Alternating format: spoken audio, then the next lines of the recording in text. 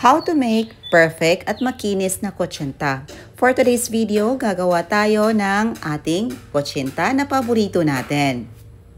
The best itong pangnegosyo at tested na po ang recipe nito kasi itong ginagamit ko sa pangnegosyo. Ito na po ang full recipe natin. Tara, samahan niyo akong magluto. Mag-start tayo sa pag-soak ng ating 1 teaspoon of atsuri seeds in 1 and 1/2 teaspoon of hot water. Yes po, hot water ang ating gagamitin. At meron din tayo dito 6 tablespoon of all-purpose flour and 1/4 cup of cassava flour or tapioca flour. Mix to fully combine.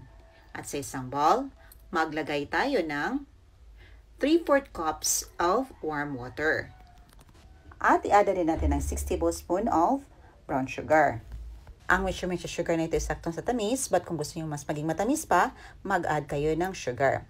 At inada din natin ang ating atsuri mixture. Mix to fully combine. After natin makombine ang lahat ng mga ingredients, mag-add tayo ng 1/2 teaspoon of lye water. I-add din natin ang ating flour mixture. Mix to fully combine. And after mixing, meron pa tayong makikitang lumps sa mumuo. Isi-sieve natin para maging fine ang texture. Napaka-importante pa ang pag-sieve para pino talaga ang texture ng ating kutsinta. Dito gagamit tayo ng medium-size photo molder. Mag-spread lang tayo ng oil sa ating photo molder para hindi didikit at madali lang i-unmold ang ating kutsinta. Maglagay ng 3/4 full of the mixture sa ating photo molder. At before pala natin ito minimix, nagpapainit muna tayo ng tubig sa ating steamer. And make sure na rolling boil ang water before natin isalang ang mixture para perfect talaga ang pagkaluto. After that, takpan natin. Kino-cover lang natin ang lid ng clean cloth para walang tubig na mapunta sa ating mixture.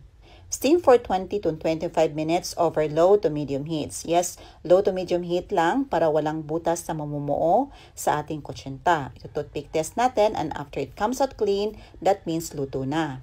At papalamigin muna natin ng konti bago natin i-unmold. Ayan ang ating kutsinta. Napakaganda po ng luto niya. Walang butas-butas at perfect talaga. Yan lang po ang sekreto sa pagluluto ng perfect kutsinta. Ito na po ating kutsinta. Napakasarap itong budbura ng niyog at saka cheese.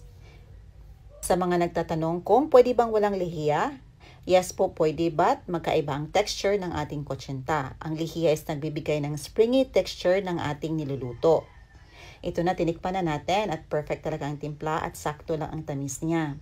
Pwede din kayong magbudbud dito ng cheese, masarap din yon.